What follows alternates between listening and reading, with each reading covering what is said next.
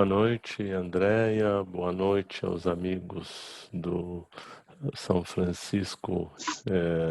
A gente fica meio Saint Francis de Assis, mas também é o nosso querido São Francisco de Assis.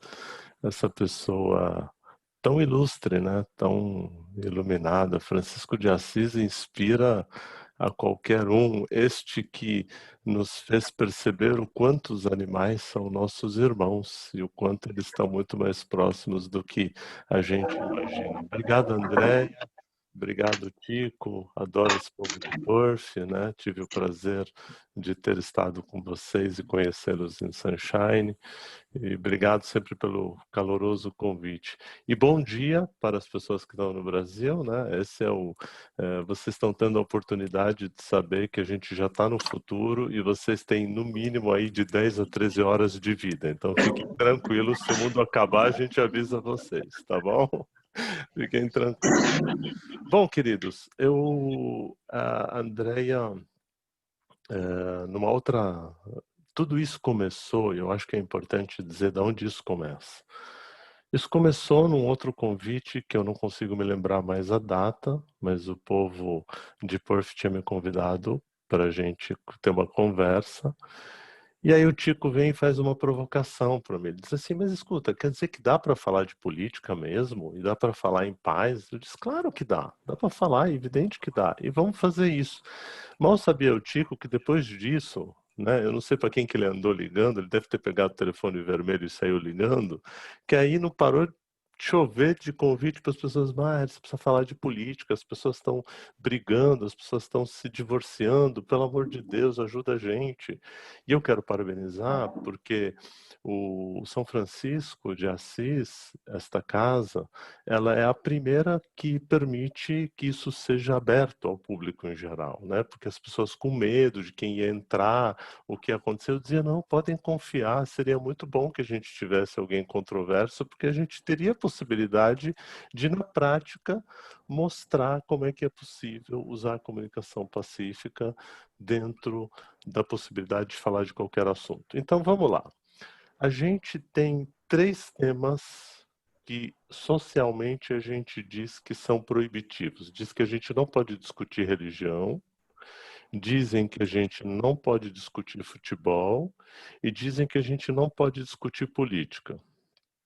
Bom, aí eu fico pensando, meu senhor, como é que a gente vai discutir o quê, né? Você não pode discutir futebol, não pode discutir política e não pode discutir religião, nós vamos falar do quê, então?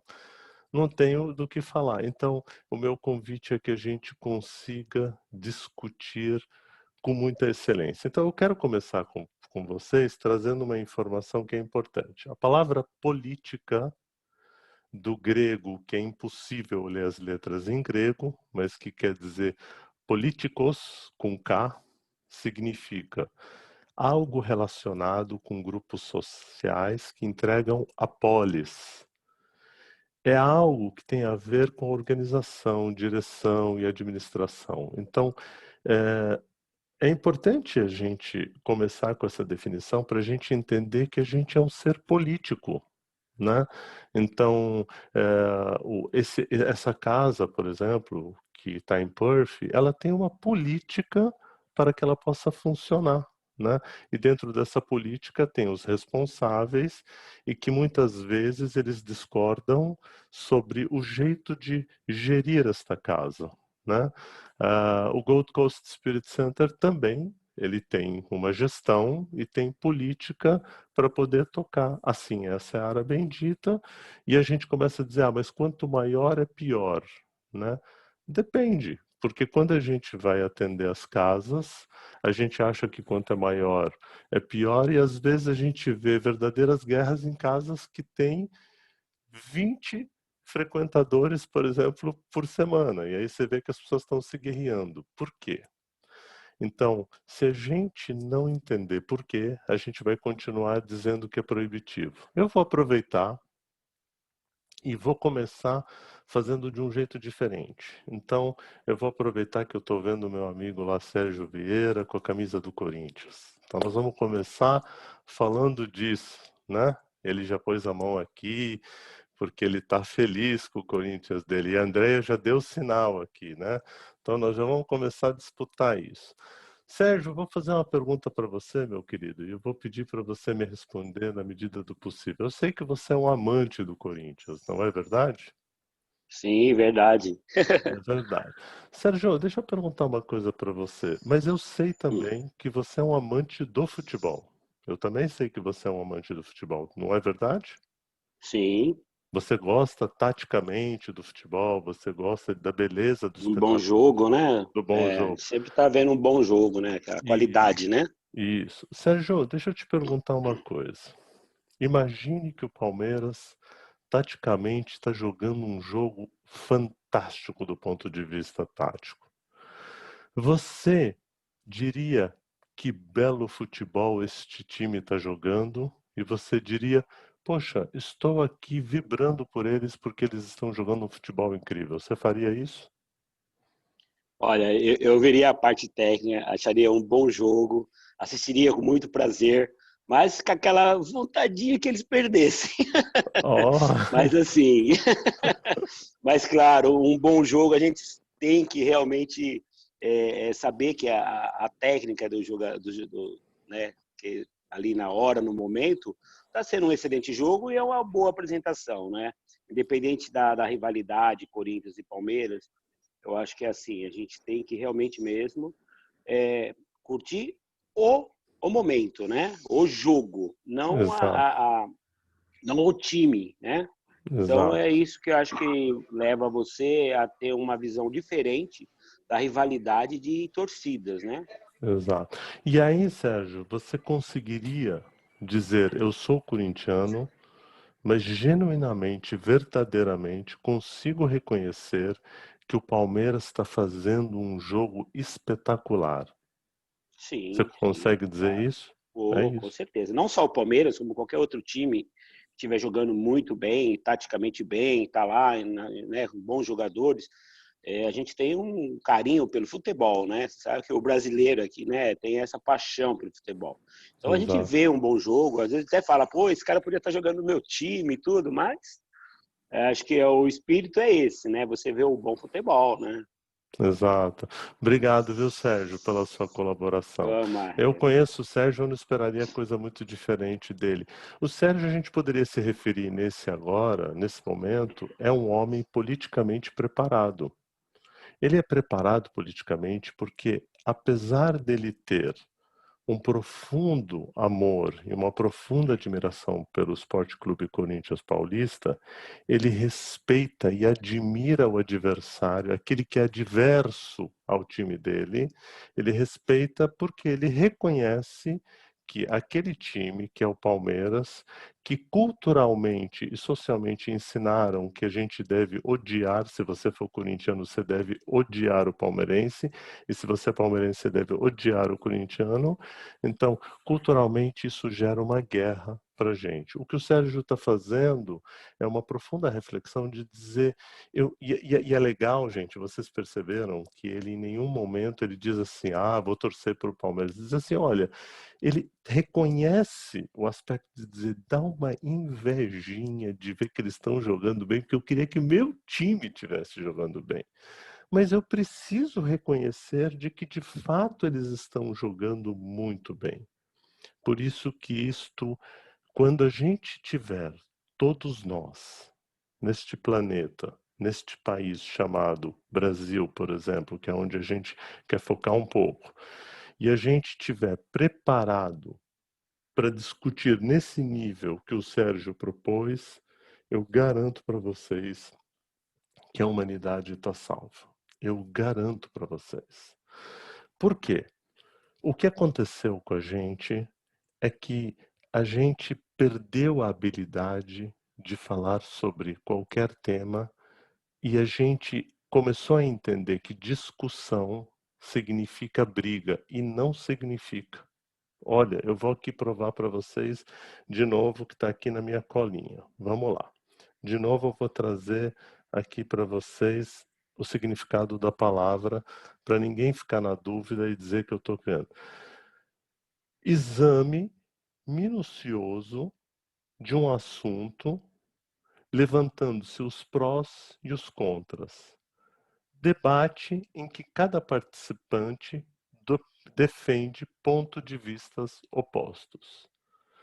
Gente, pelo amor de Deus, a partir de agora, o meu pedido para vocês, saiam por aí discutindo. Para tudo quanto é lado, saiam discutindo de todas as formas. A partir de hoje, depois dessa definição, eu espero que vocês consigam todos sair por aí discutindo. Por quê? Porque a gente vai aprender, Átila, de poder conversar com aquele que é adverso da gente. Então, a gente vai poder falar de política partidária? A gente pode falar de política partidária, a gente pode, sem sombra de dúvida, é o que eu falei para o Tico naquele dia, eu disse, dá para falar. E a gente precisa só tomar um certo cuidado e usar esse exemplo do que o Sérgio trouxe para a gente, porque eu não preciso ter paixão por aquele que é adverso a mim, eu não preciso, mas eu posso reconhecer, ouvir ele com todo o carinho do mundo. Isso eu posso fazer. Isso eu consigo fazer. Isso é possível de ser feito. Então vamos lá. A história da humanidade, ela passa por uma coisa chamada duelo, né? Então a gente aprendeu sempre a duelar. Então, evidente que para eu estar certo, Mauro, alguém tem que estar errado. Agora, sabe o que é interessante, Mauro? É que eu posso estar certo, dependendo do ponto de vista que eu estou olhando, e você também. E sabe o que é engraçado? Eu estou certo, e você está certo, e a gente tem pontos de vista absolutamente contrários um do outro. Absolutamente contrários um do outro. Então, qual é o grande problema? O grande problema é quando a gente não olha para o mundo e a gente elege bodes expiatórios. A história da humanidade é marcada por eleição de bodes expiatórios que devem expiar a culpa dos pecados da humanidade. Nós fizemos isso com Jesus, entende? Quando vem um sujeito que entra na sinagoga e desafia as regras da sinagoga, alguém que chega que disseram para ele que não pode trabalhar, imagina, disseram para ele que não pode trabalhar de sábado, ele diz, claro que pode. Claro que pode, não só pode, como tem gente precisando, nós temos que curar. Sabe, Átila, um sujeito que vem e divide o pão, ele faz o fermento, olha lá, Sérgio, e sai dividindo o pão e ele não olha assim, eu só vou dar pão para os corintianos. Não, ele dá para os corintianos, para os palmeirenses, para os santistas, para os fariseus, ele dá para todo mundo, ele distribui pão. Um sujeito que vai lá e acha pesca para poder multiplicar os peixes. Então, você imagina um sujeito desse que chega e diz o seguinte, ele diz, a gente não precisa fazer guerra. A gente precisa aprender a se amar. Percebe? Ele diz assim, eu não vim destruir a lei. Ele fala, vim trazer a paz, não vim trazer a guerra. Né? E o que a gente espera o tempo inteiro? O que a gente quer? A gente quer derrubar o outro. Porque, na verdade, a grande discussão começa na história. Quem está certo? Quem é a religião? Que é a história que a gente vem discutindo há muito tempo, né? Aqui no Gold Coast a gente vem falando muito disso, né? Mas afinal, quem é a revelação prometida que Jesus disse? Eu vou mandar para vocês o Consolador prometido. Quem é? E aí a gente imagina. Os muçulmanos dizem o seguinte: somos nós. Nós não viemos mudar o que Jesus disse, pelo contrário, inclusive os muçulmanos dizem que Jesus retorna no dia do juízo para dizer: gente, vocês não entenderam nada, é lei do amor, vou ensinar vocês como é que faz a lei do amor. Vamos recomeçar? Vamos dar um contra-altidel aí nessa história. Aí os espíritas vão dizer: não, não, não, não, fomos nós. Entende? Nós é que somos a terceira revelação, está claro, foi Kardec que escreveu, está no livro dele. Aí os católicos apostólicos romanos dizem, não, foi nós, lá no concílio de Nicéia, a gente se organizou, fizemos o concílio de Nicéia e fizemos o Novo Testamento, sintetizamos o Novo Testamento, onde escolhemos 4 canônicos, e este é o Consolador Prometido, né? Aí, como os corintianos têm a nação corintiana, não, o Consolador Prometido são os corintianos, é nós aqui vamos trazer assim, porque sou louco por ti, Coríntios, né? É isso. E assim vêm os protestantes, que tem várias nuances daqueles que protestam contra a Igreja Católica, e dizem, não, nós que somos o Consolador Prometido. Essa mesma coisa vaza para a nossa história da humanidade, até que chega um certo momento que aparece um sujeito chamado Descartes, e ele traz o método científico, ele diz, olha, para com isso, não tem nada a ver com religião, o nosso método aqui é ciência, nós vamos criar um método cartesiano, é isso que é. Então a ciência é o Consolador Prometido. E há até os que defendem, dizendo o seguinte, mas vocês que são espíritas, o próprio Kardec gera um pouco, traz uma concepção da ideia de que, na dúvida, fique com a ciência. Quer dizer, então, será que vocês não estão tudo perdido e a ciência já comprovou outras coisas e vamos então se embasar na ciência? Ou seja, você pode defender qualquer ponto de vista, Mauro, de novo, de acordo com o ângulo que você está olhando para a situação. Então, o ângulo que você olha para a cena é o que vai ser determinante para dizer se você está certo ou está errado. Então, eu lembro que uma vez me perguntaram no ápice da grande confusão no Brasil, 2013, quando começa todo aquele movimento, né, movimento político, partidário, né, acho que até nessa época eu e o Sérgio, a gente até conversou um pouco sobre isso, falamos um pouco disso, e foram me perguntar, porque se me perguntam eu respondo, né? Disseram assim, mas você viu que absurdo, essa corrupção no Brasil, como pode, esses petistas, olha o que eles estão fazendo, não sei o que lá. E aí, Átila, como me perguntam eu respondo, eu só respondi assim, Átila, juro, respondi assim. Eu disse, achar que o problema do Brasil se resume ao PT e ao Lula é desconhecer a história do Brasil. Você imagina o que eu virei, Átila? Virei comunista no outro dia. Mano, o Sérgio tá rindo porque ele falou assim, mas agora você virou comunista mesmo, né? Quer dizer, por que, na verdade? Porque o chamamento para a discussão política, quando você não está pronto para ouvir, você vai ouvir qualquer declaração de uma forma partidária e não de forma reflexiva. E se você está ouvindo de forma partidária, porque quando eu digo que achar que o problema da história do Brasil, no que tange a corrupção, se resume ao PT e ao Lula, em algum momento algum de vocês está ouvindo eu dizendo que eles são culpados ou inocentes? Primeiro que se eu dissesse se eles são culpados ou inocentes, eu estaria cometendo um grave crime, porque eu não faço parte do Poder Judiciário, não fui nomeado como juiz, porque alguém poderia me nomear, por exemplo, para a Suprema Corte, e eu poderia lá na Suprema Corte dar o meu voto, mesmo não sendo advogado, não há necessidade de ser advogado para fazer parte da Suprema Corte, basta que tenha reputação, esqueci até a palavra que diz, mas é uma reputação de uma boa reputação, e que seja conhecedor das leis e tudo mais, né? Então, teoricamente, eu poderia estar nomeado para esse cargo. Então, não é o meu papel. Ilibada. Como é que é, Silvio? Ilibada. Ilibada. Obrigado, Silvio, pela ajuda. Então, de reputação ilibada. Esse é o que seria o critério para eu estar lá.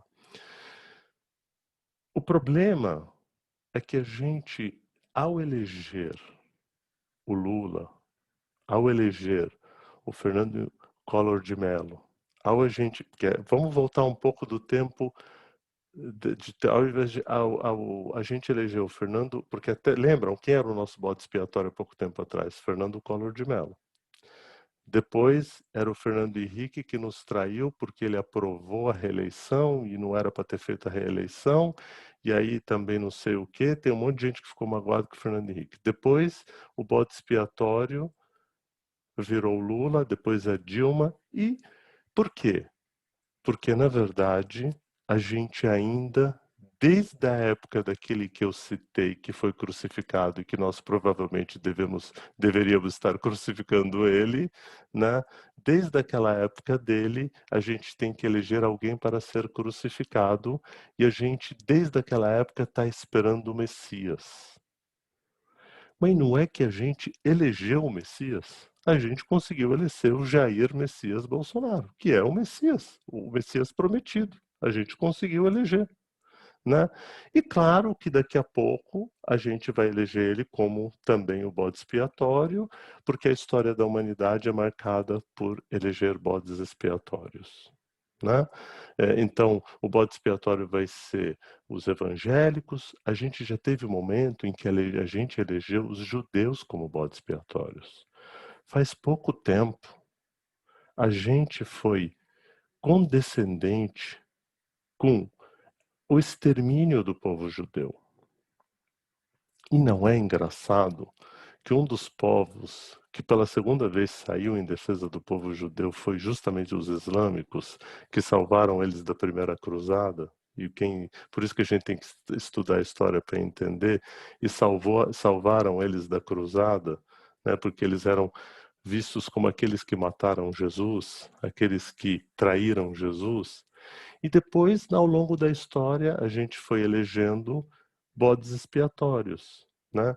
Então era a Coreia, depois da Coreia agora é a China, até porque a China produziu toda essa matança na humanidade, não é? É engraçado, Vladimir, que as pessoas me perguntam assim, Mário, você acredita em teoria da conspiração?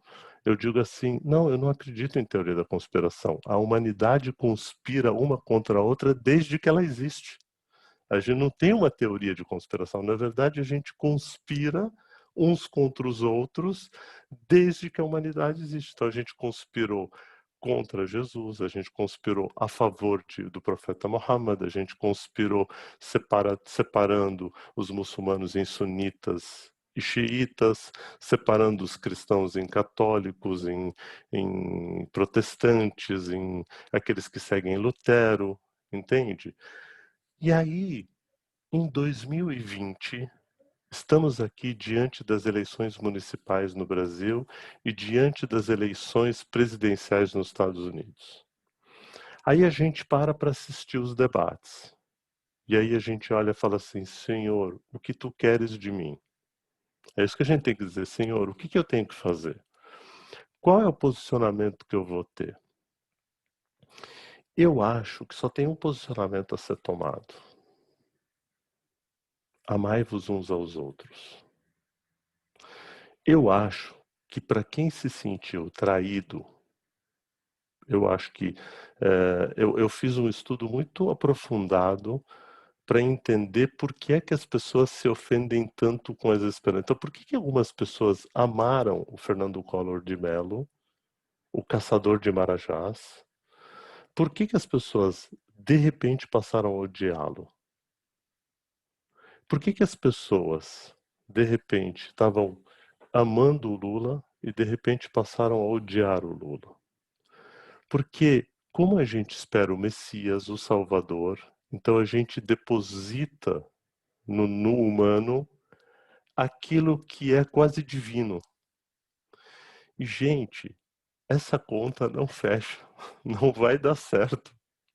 Não dá, olha, eu juro por Deus, neste momento o bode expiatório é o Messias, é o Jair Messias, mas podia ser a Elisa. Se a Elisa fosse hoje a presidente do Brasil, provavelmente a gente estaria dando pancada nela. Por quê? Porque a gente foi influenciado por um movimento chamado Dividir para Governar. Então, eu fiz um breve resumo, nem daria tempo para a gente fazer um aprofundamento mais intrínseco na história da humanidade, por isso que eu convido e por isso que eu estudo tanto e eu leio tanto, porque isso me ajuda a não cair em fake news. Eu não caí em nenhuma. Eu não caí em nenhuma porque eu vou e estudo. a informação. Então, eu não aceito, por exemplo, quando as pessoas dizem a imprensa, o grande culpado é a imprensa. Primeiro que não é papel da imprensa selecionar a informação. O papel da imprensa é publicar a informação. Agora, se ela vem com qualidade ou com não qualidade, cabe a você selecionar aquela informação, buscar o embasamento e ver se ela funciona ou não funciona. Porque senão você, o que você está fazendo? A imprensa publicou, você acreditou, se deixou levar por aquilo e não estudou. Então eu fiz um desafio, por exemplo. Eu, por exemplo, tomei uma postura, 2014, eu já tinha uma postura contrária à forma como um dos outros messias que foram eleitos no Brasil, que era Lava Jato, como o salvador da pátria. Eu disse, não sou a favor da Lava Jato. Você vê como dá para a gente ter um posicionamento? Evidente, né, Sérgio, quando eu disse que eu não era a favor da Lava Jato, aí eu, além de comunista, eu já era um comunista chinês, que aí já era mais grave ainda, né? Eu disse por quê? Porque eu parto do pressuposto do respeito ao Estado de Direito. Não me parece bom, e o Sérgio tem cunho para dizer isso para mim, não parece bom que o Ministério Público, que é o órgão acusador, e o Vladimir, que é um estudioso do assunto, também pode me ajudar, né? Não me parece fair, né, que o Ministério Público, que é o órgão acusador, combine a regra do jogo com o juiz. Não me parece, no mínimo, respeitoso do direito básico e da democracia e do princípio do direito romano, né? A gente tem que estudar para a gente entender nesse sentido.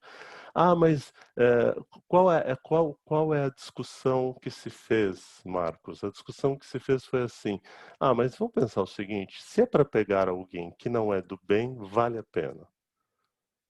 O problema é que aí a gente sai do Estado de Direito e vai para o estado da barbárie.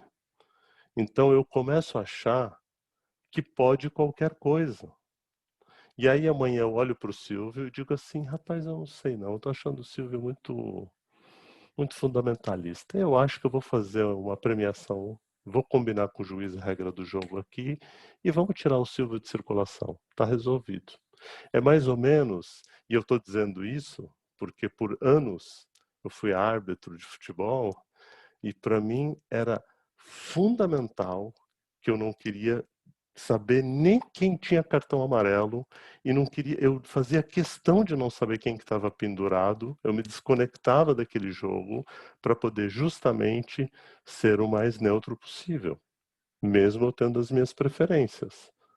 Mas o correto é o correto. E evidente que as pessoas diziam o seguinte, ah, mas ele dá cartão vermelho. Porque a regra é clara. A regra diz que tem que dar o cartão vermelho. Então tem que aplicar a regra. A regra pode ser boa só para o Silvio? Não, a regra boa é aquela que não enxerga quem é o réu. Ela enxerga o que é o correto. E aí eu acho que a nossa Constituição é brilhantíssima. Eu gosto da nossa Constituição, apesar de muita gente não gostar. E eu acho que não gosta porque não estuda a Constituição, né?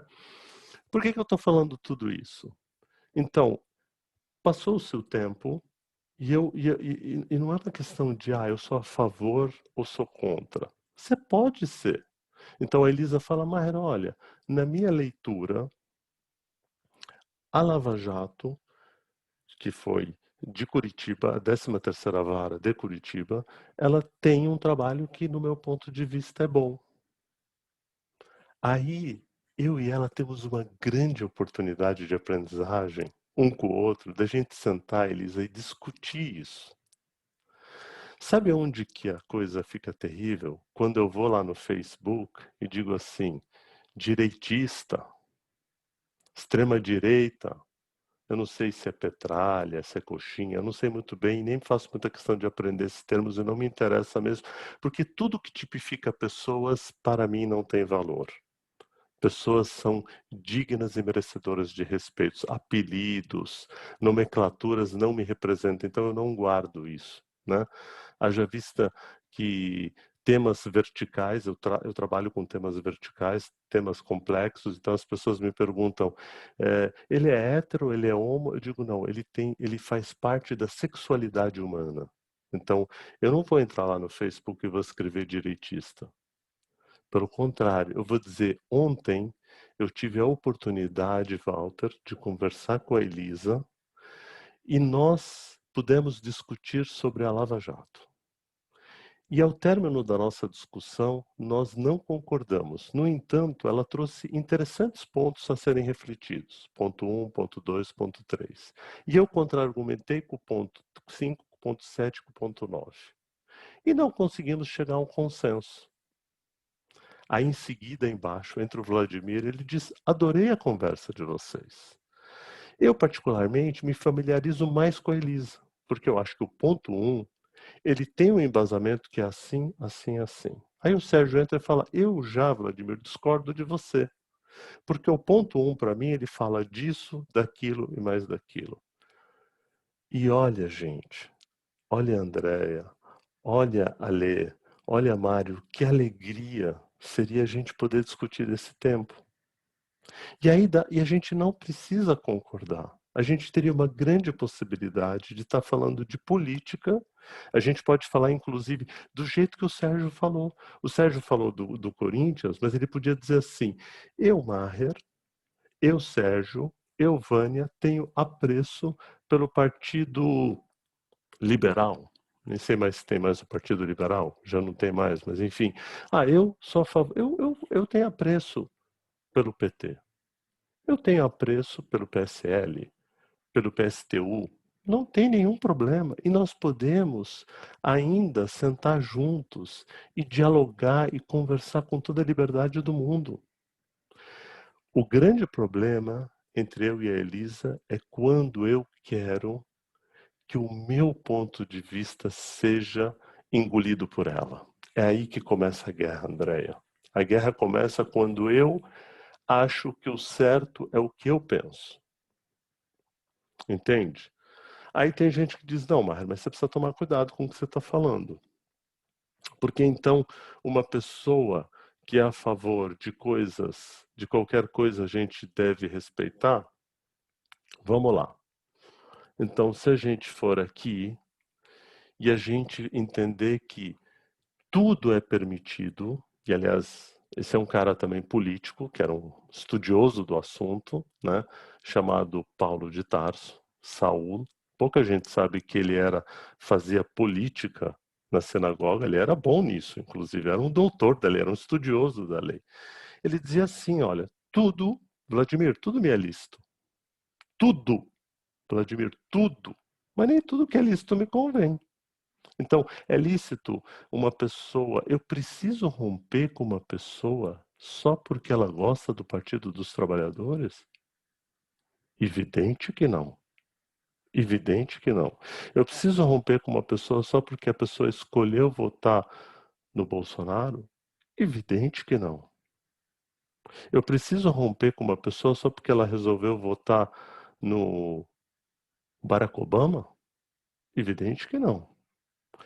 E aí, se a gente for lá e trazer os conceitos de valores universais, eles estão o quê? Esses valores se referem ao quê?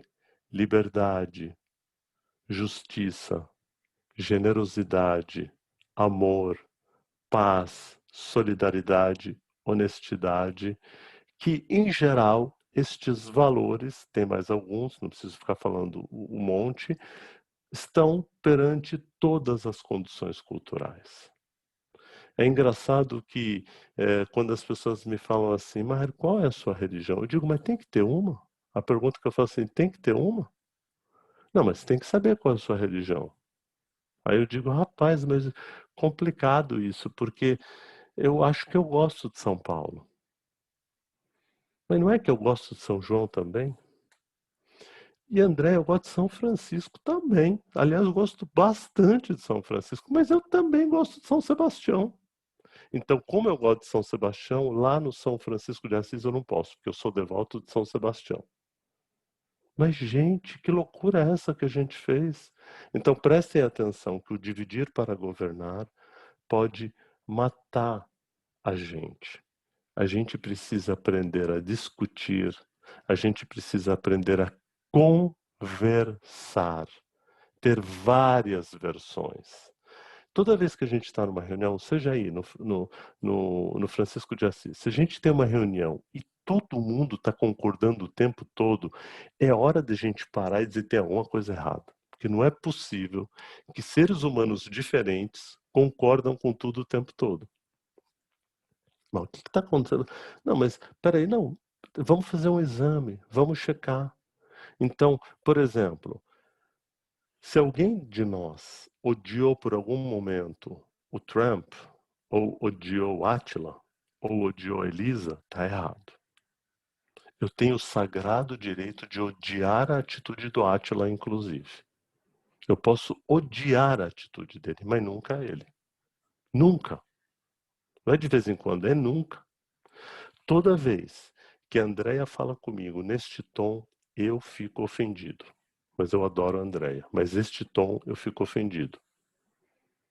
É isso. Nossa, então as pessoas vão chegar pra gente, Andréia, e vão dizer assim, mas como é que o Mauro pode votar no Lula? Sabe como que eu respondo? Votando. Mas ele não sabe que o Lula não presta? Eu não sei se para ele não presta. Eu não perguntei, eu posso perguntar. Entende? Então, o grande pecado que se cometeu é que a gente estragou, a gente no Brasil começou a demonizar a política. E política é uma das coisas mais belas do mundo. A política é a possibilidade da gente discordar. A política é a possibilidade da gente pensar diferente. Eu percebo isso em todas as áreas. As pessoas rompem, associações, casas espíritas, né? Então, é engraçado que as pessoas perguntam, mas você segue quem? A FEB ou a Aliança? Você é sunita ou xiita? Você é São Sebastião ou São Francisco?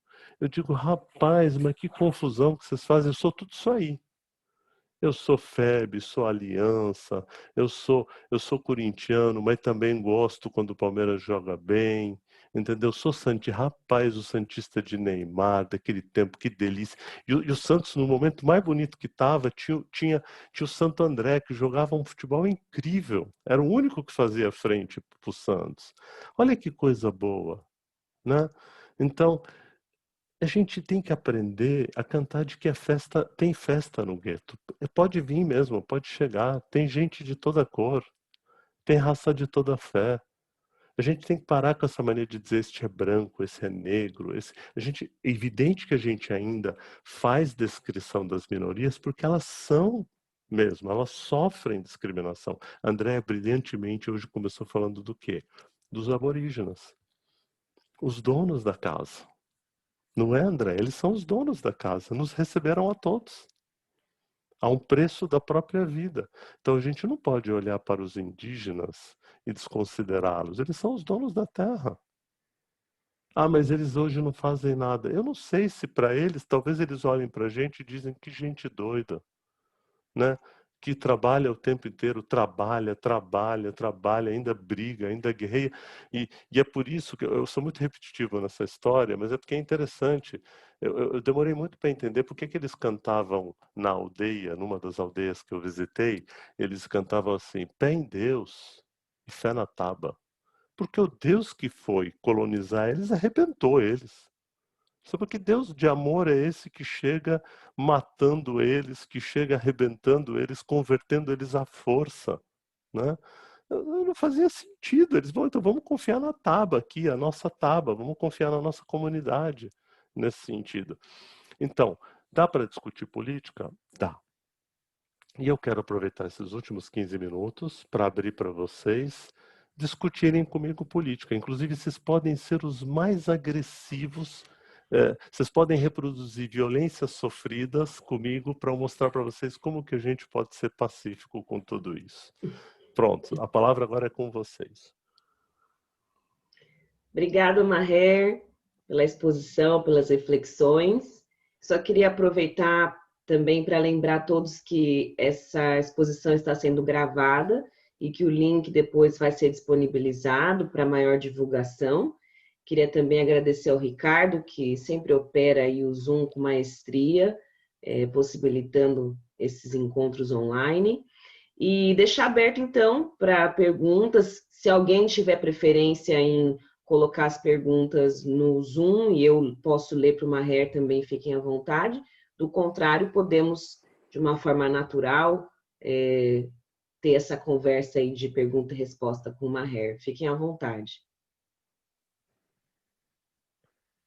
Só vou pedir para ser um por vez para não ficar confusão assim, tá? Eu tenho uma pergunta, Maher. Vamos lá, então começa por você, André. Eu fiquei pensando durante a conversa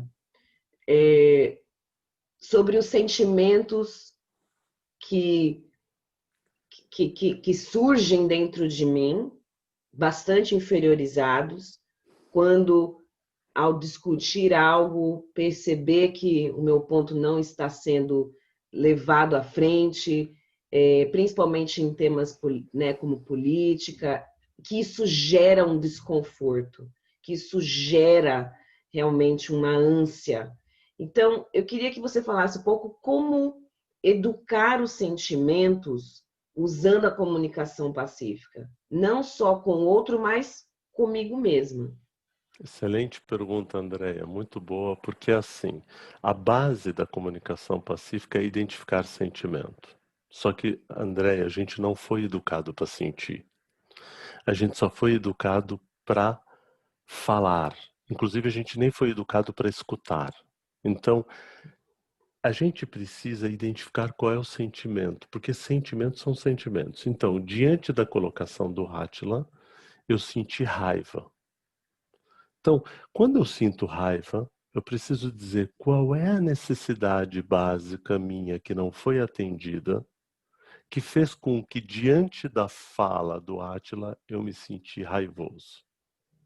Qual foi?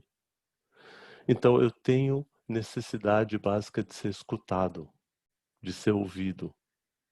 Então, eu posso dizer para o Átila, a questão não é o que você está dizendo. Você pode dizer o que você está dizendo, mas eu tenho necessidade de ser escutado. Quando as nossas necessidades básicas não são atendidas, e Andréia, às vezes na política ou na discussão de futebol, de religião, a gente não se sente respeitado. Então, quando alguém chega para mim e diz assim, vocês muçulmanos são todos terroristas, eu tenho dois caminhos. Um é ficar revoltado e outro tentar entender de que lugar ele está dizendo e o que é que fez com que ele achasse que os muçulmanos são terroristas. Eu preciso fazer uma pergunta. Então, ao invés de eu correr para o sentimento rapidamente ficar raivoso, Mauro, eu vou lá e falo assim, Mauro, quando você diz que todos os muçulmanos, que todos os petistas são ladrões, o que te faz pensar que todos os petistas são ladrões? Então eu faço uma pergunta para tentar entender de que lugar ele está pensando. Entende? Então, por exemplo, e o conhecimento, isso é o primeiro passo. Não sei se eu respondi, André, era isso? Era mais ou menos isso? Então, identificar e depois observar com calma, e aí eu posso fazer o pedido, eu posso dizer, Átila, quando você defende o teu ponto de vista, eu sinto necessidade de ter um espaço para poder expressar o meu sentimento. Agora, o Átila vira e fala assim, isso é um problema seu. Eu digo, eu sei que é meu, e é por isso que eu estou dizendo para você, a necessidade é minha, eu estou lhe fazendo um pedido, quero que você se dane. Eu entendo que você quer que eu me dane, mas eu gostaria de estabelecer algum contato com você. Não, comigo não tem conversa. Para mim, um cara que fala o que você fala é um idiota. Aí eu viro para ele e digo, muito obrigado pelo seu depoimento. Fico muito agradecido. E aí, Andréia, eu tenho que cuidar do meu self, da minha identidade, porque se eu acho que o Átila determina se eu sou idiota ou não, eu tenho que resolver isso dentro da minha alma. Porque ele, inclusive, tem o sagrado direito, no meu ponto de vista, Maher, de achar que eu sou um idiota. Porque para ele, quando ele me vê falando, ele vê um idiota. É um ponto de vista o qual eu tentei de todas as formas dialogar, mas ele continua achando que eu sou um idiota. Só cabe a mim respeito. Ok? Mais alguém? Maher, Fala, Vladimir. Oi, Maher. Tudo bom? Opa. Vamos, Vladimir, depois Átila. Tá certo. Tem uma coisa, Maia, que eu queria ver como que você pensa aí, como que a gente podia discutir sobre isso. Que é pegando um pouco o gancho do que você falou no final da sua fala, né? Quando você disse que você ouviu do povo indígena, né? A frase fé em Deus, fé na tábua, né? E aí você levantou essa questão que é historicamente consenso, né? De que o aspas, o Deus que chegou na América do Sul, nos povos, não só na América do Sul, né? Mas em quaisquer lugar de população indígena, autóctone, né? Trouxe destruição na prática, né? Trouxe quase genocídio, né? E por que eu quero te pedir uma opinião? Porque me parece que quando a gente vai discutir política hoje, aparece uma segunda camada para dificultar a discussão, que é a seguinte: parece que existe, não só no Brasil, mas no mundo todo, talvez, né, um movimento muito forte de revisionismo histórico, né? De você tentar reescrever, reinterpretar ou até mudar coisas que são consenso em história. E não só em história, mas também em ciência, né? Então acontece, essa frase que você falou, eu já vi em alguns contextos essa frase, essa ideia sendo levantada. Um exemplo, né? Essa ideia de que os povos indígenas sofreram muito com a colonização, né? E eu já vi pessoas com essa ideia revisionista histórica suscitarem uma discussão nesse momento, dizendo: olha, não, veja bem, não foi bem assim, não é bem assim como está dizendo, isso é um discurso histórico enviesado politicamente. Só que a gente sabe que é um contexto, é consensual isso já, né? Tem algumas verdades históricas, científicas, que elas são estabelecidas, né? E nós só podemos derrubar certas verdades históricas ou científicas se nós apresentamos uma teoria nova que supere aquilo. Não simplesmente eu insistindo num argumento de um debate que já foi derrubado, né? Quer dizer, a gente sempre pode fazer ressurgir um debate antigo, desde que nós tragamos um argumento novo. Com certeza. Né? Senão não é renascer o debate, é só insistir numa posição já superada, né? E eu queria te perguntar o seguinte, cara, como que a gente pode tentar proceder num caso como esse, porque se trata de a pessoa partir de uma premissa que sequer tem respaldo histórico, científico. Legal você ter trazido. Por exemplo, Desculpa. Quando alguém fala assim, veja, mas que eu também já ouvi isso, por exemplo, né? Quando a gente no Brasil se surpreende com o fato de que a escravidão que ocorreu aqui no Brasil, nas colônias europeias, né? Ali de 1500 até 1800 alguma coisa, de essa escravidão ter surgido no seio de um povo cristão, né? No caso do português, do espanhol, e isso é uma coisa curiosa, né? Porque o povo cristão que tem ali a Bíblia como seu guia, né? Que deixa muito claro ali que não pode haver escravidão de um homem contra outro homem, né? E mesmo assim ocorreu, né? Não é difícil a gente suscitar essa discussão em meios cristãos, né? E aí nós temos lembrados de que, veja, a escravidão não foi inventada pelos portugueses. Isso é verdade, não foi inventada, né? Na antiguidade existia, né? Mesopotâmia, até Aristóteles era escravista, muito embora fosse um defensor do que seria embrião de direitos humanos, né? Mas o contexto da época era esse. Mas isso não exime Portugal e Espanha dessa responsabilidade, né? Mas a premissa fica diferente, você entende? Então eu fico um pouco na dúvida, porque quando a discussão política ela cai nesse degrau, né, de que parece que as premissas que estão sendo discutidas elas sequer fazem sentido, né? É como você discutir terra plana com alguém, né? A premissa do sujeito totalmente diferente, né? Exato. Então parece que traz um nível de complexidade maior para o debate. Uhum. Te dá até às vezes vontade de fugir do debate, porque as premissas são muito difíceis. Mas então, Né? Vladimir, é exatamente isso. Eu acho que a ideia, esse é o debate mais gostoso e mais desafiador, porque esse é o debate que você encontra alguém discutindo o tema sob uma ótica que você nunca antes na história tinha pensado nisso. Então, essa pessoa. Então, eu, por exemplo, quando eu ouvi, e há muito tempo atrás, que tinha um grupo que pensava em terra plana, eu fui ler. E fui ler o sujeito, porque eu queria dizer qual é o pressuposto histórico e de onde é que ele está tirando isso. Então, a gente só pode discutir um tema estudando o tema. Então, veja você, há um consenso no mundo hoje, porque você falou de consenso. Então, há um consenso no mundo hoje que os palestinos são terroristas. Se você perguntar para 10 pessoas, eles vão dizer, 9 dizem para você que os palestinos são terroristas. Olha que curioso. A Palestina existia, ela foi criada em 1948, o Estado de Israel, que foi criado dentro da Palestina, entende? E os palestinos foram expulsos, como também teve o êxodo judeu lá atrás, você vê que a história vai repetindo os problemas, né? E aí, eles que passaram a ser os terroristas, sendo que eles estão defendendo a volta para casa deles. Veja você, essa discussão, eu não vou conseguir te responder tudo agora, mas eu quero pelo menos pincelar os pontos que você trouxe.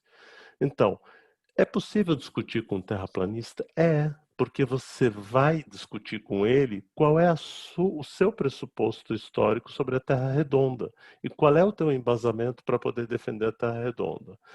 Quando o indígena gritou pé em Deus, o culpado disso não é o cristianismo, mas é o que aquelas pessoas, em nome do cristianismo, fizeram com o cristianismo. Então, o problema é que as pessoas vestem bandeiras, por exemplo, quando a pessoa se diz que é islâmico e faz guerra santa, ele no mínimo não leu o Alcorão. Porque o Alcorão, inclusive, proíbe a guerra, Vladimir. Ele proíbe a guerra. É proibido, é condenado você matar.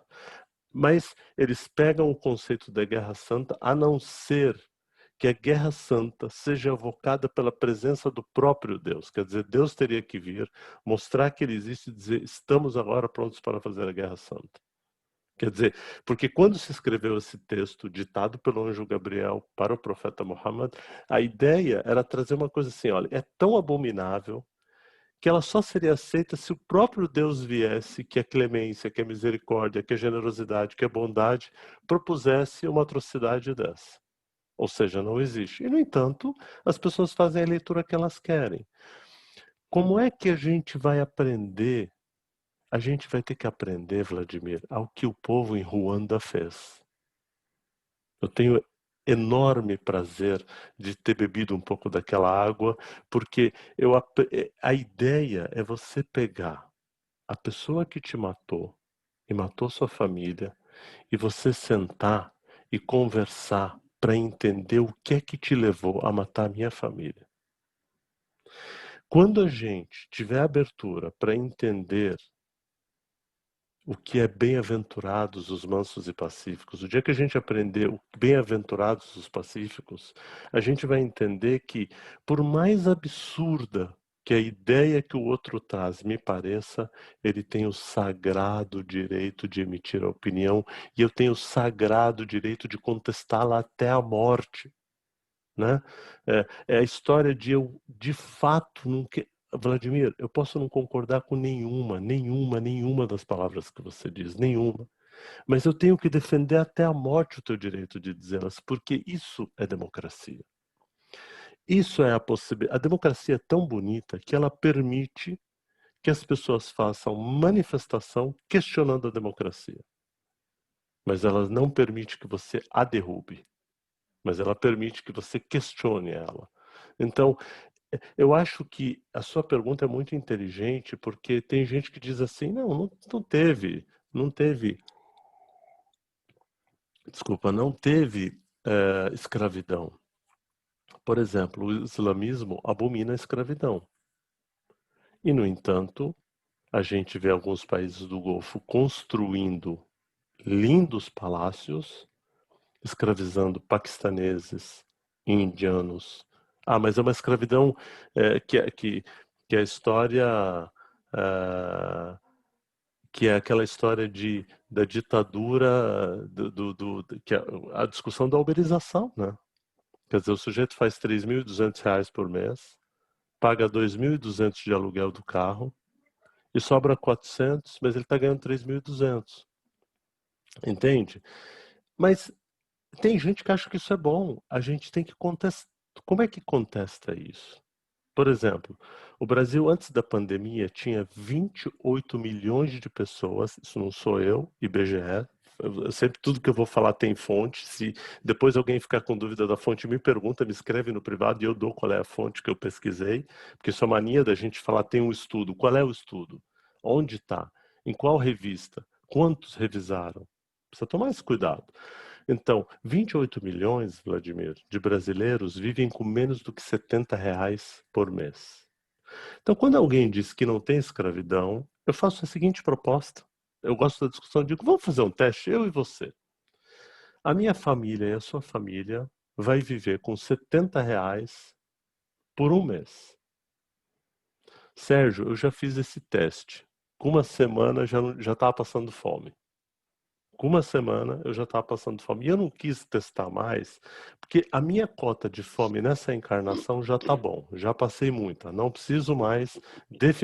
Eu vou te dizer, inclusive eu entro com habeas corpus preventivo lá com Deus se ele me fizer passar fome de novo. Mas de novo não. Já deu. Né? Não tem nem reserva, inclusive, para gastar. Agora, tem gente que nega, Vladimir, o genocídio. Sabe por quê? Porque a discussão é se morreu 6 milhões ou 5 milhões. Como se morrer 5 milhões fosse coisa bonita. Tem gente, Vladimir, que nega a Covid-19. Como se morrer 150 mil fosse pouco. E aí, eu estou te falando isso porque eu estou num outro lugar, eu estou aqui em Queensland, em que aparece um caso, fecha tudo. Eu falo, aí você fala, mas alguma coisa está fora da ordem. Eu acho que o povo de Queensland deve ser louco, porque tem uma contaminação, eles fecham tudo, segura tudo, vamos olhar. Não vamos, fecha a borda de novo. É um negócio de fecha a borda, abre a borda. Quem está aqui sabe o que é isso. Entende? Quer dizer, por quê? Porque para esta população daqui, a vida tem ainda um pouco mais de valor. Num outro lugar, as pessoas ainda não deram o valor para a vida. Mas isso é processual, isso é evolucional, isso é parte do processo. Até pouco tempo atrás, a gente maltratava os animais. A gente está aprendendo a não maltratar os animais. Né? Enfim, eu sei que eu não contemplei a sua pergunta, porque ela daria 2 horas de discussão, mas eu quero deixar o Átila, porque ele levantou a voz, eu não quero deixar ele fora, apesar de fazer um pedido de licença para André, que nós passamos 3 minutos aqui, mas só para o Átila ser contemplado. Tudo bem para todos? Obrigado, Tudo bem? De nada, fala. Obrigado. Nada. Primeiro agradecer, sempre um privilégio te ouvir, né, Maher? E uma satisfação imensa, tava com muita saudade de participar das tuas conversas, das tuas reflexões também, a gente sempre aprende muito, né? E queria saber um pouco sobre esse ponto que você falou, uma reflexão que me surge quando a gente coloca essa frase, né, de defender o sagrado direito da pessoa se manifestar, né, o sagrado direito de se expressar. E eu queria aprofundar um pouco mais essa reflexão no sentido de até que ponto, né, porque a gente vive num momento, né, que da desinformação, das fake news, a gente tem até o conceito agora, né, de pós-verdade, né, que são, não importa os fatos, mas sim o que eu sinto. Uhum. Né? Então tem muitas informações e muitas manifestações que se a gente iguala como manifestações, né, democráticas, vamos dizer assim, às vezes a gente acaba até dando mais visibilidade para as desinformações, né? Eu assisti recentemente um documentário que é o Dilema das Redes, que fala um pouco disso, dessa propagação da desinformação, né, e como isso pode manipular e destruir, né, a sociedade de uma forma geral, né. E só para finalizar, para não alongar muito também, tem um quadro humorístico aqui no Brasil, não sei se vocês chegaram a assistir, que se chama Polêmica da Semana, do Porta dos Fundos. E eles brincam um pouco com isso, de colocar uma visão assim de uma doutora de Stanford, de PhD em tal, né, sobre vacinação, e aí o youtuber que é contra e não sei o que, né, ou fala sobre racismo, aí tem uma pessoa dos direitos humanos e uma pessoa, e no final eles encerram falando, todo mundo tem uma opinião, o que seria do verde sem o amarelo, algo assim, mas é algo que acaba dando, como que eu posso dizer, visibilidade para um racismo, ou visibilidade para um genocida, uns pontos assim, né? Eu queria Exato. saber até que ponto defender esse sagrado direito de se manifestar também, que às vezes tem alguns Excelente momentos que... pergunta. Excelente, Átila. Excelente pergunta, né? Porque esse período de pós-verdade é existente. Ele é muito interessante porque, assim, quando eu falo que a pessoa tem o sagrado direito, é porque uma das coisas mais bonitas da democracia é você ouvir todos os pontos de vista. Agora, veja você, isso não dá o direito a alguém sair por aí dizendo, olha, eu sou a favor do abuso sexual contra a criança. Não, porque fere os valores universais. Eu sou a favor da escravização do povo negro. Não, porque isto fere os valores universais. Entende? Então, por isso que a gente tem Tribunal de Haia, a gente tem o Tribunal de Roma, que define o que é genocídio, ele define o que é atentado contra a humanidade. Por isso que a gente evoluiu, né? Eu não sei, no cumprimento ainda não tanto, mas a gente está tentando evoluir nesse aspecto. Por isso que a gente deveria ter uma Suprema Corte sempre que ela fosse a mais discreta possível, mas isso não é tão simples, na prática não é simples, porque a gente frequentemente vê alguns ministros ferindo o que está escrito na Constituição. Eu tenho uma coisa que aconteceu no Brasil, que é assim, eu falo isso para o Sérgio, falo isso para o Vladimir. Como é que se discute uma cláusula Petra? Então, uma cláusula Petra não é para ser discutida, porque ela é Petra. E o que é Petra não se discute, porque é Petra. Então, não violentar crianças é cláusula Petra. Não se discute isso. Entendeu? Há um consenso. Então, se você se diz cristão, você não pode, não cabe, se você se diz cristão, ser a favor de pena de morte. Não, mas eu sou a favor de pena de morte de pobre e de preto. Não pode. Não cabe. Porque você fere aquilo que é basal na Constituição cristã. Entende?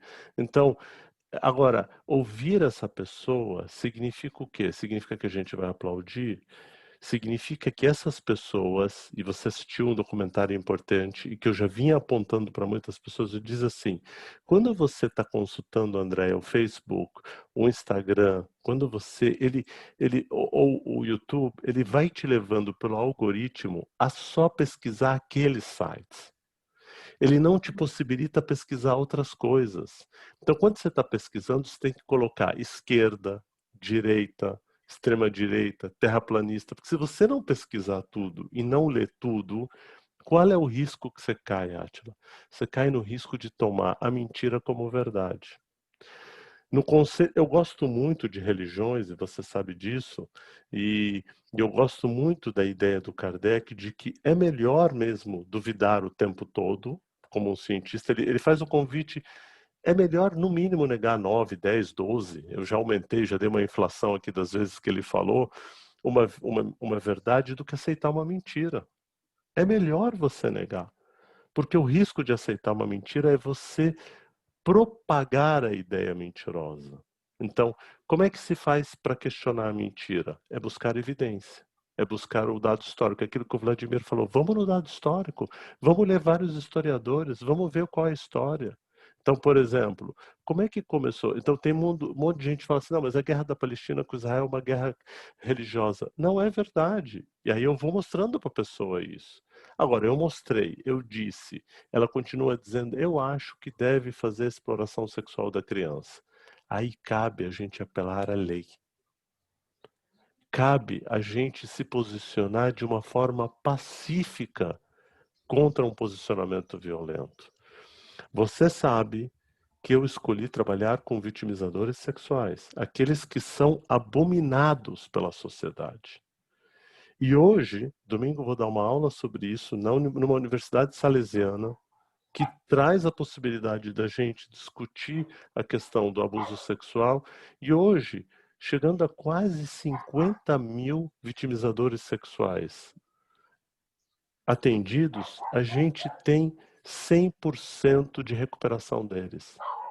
Ou seja, a paz, o discutir com ele, ouvir a versão dele, contextualizar para ele, pode ser possível, pode ser libertador. É possível. É possível. Eu não quero romper, eu não quero ter preconceito com preconceito, mas eu quero mostrar que o preconceito existe e eu quero tratar o preconceito com humanidade, com amor, com respeito, com carinho. Esse é meu objetivo, é dizer para ele, eu acho violenta a sua forma de dizer. Então, por exemplo, eu posso achar que quando alguém, eu acho que um cristão que diz que bandido é bom, é bandido morto, não é cristão. O cristão deveria dizer bandido bom é bandido tratado, curado e reinserido na sociedade. Esse é o bandido bom. Até porque o próprio Jesus disse que do rebanho nenhuma ovelha se perderá. Na minha concepção, o rebanho dele não é só quem se diz cristão. E este erro de tradução gerou uma confusão danada. Porque diz Jesus, a fala dele é eu caminho na verdade e na vida. E todo aquele que caminha na verdade e na vida ao Pai chegará. E a tradução, evidente, porque o latim tem o verbo ser estar, a tradução ficou eu sou. Então, quando é eu sou, só quem cristão está salvo. E não é verdade. Tanto é, por que o Consolador Prometido não é Gandhi? Que disse que se todas as coisas do mundo se perderem e o Sermão da Montanha ficar na alma da humanidade, a humanidade estará salva. Então, vê se lá no Sermão da Montanha ele diz, está tudo certo, vamos escravizar o povo. Então, acho que vale essa reflexão. Andréia, já explodimos o horário, Andréia. Fica meu pedido de retratação aqui. Imagina, é um prazer, Maher. Explodir o tempo assim, com uma conversa gostosa como essa, sempre enriquece as nossas almas. Nós agradecemos mais uma vez.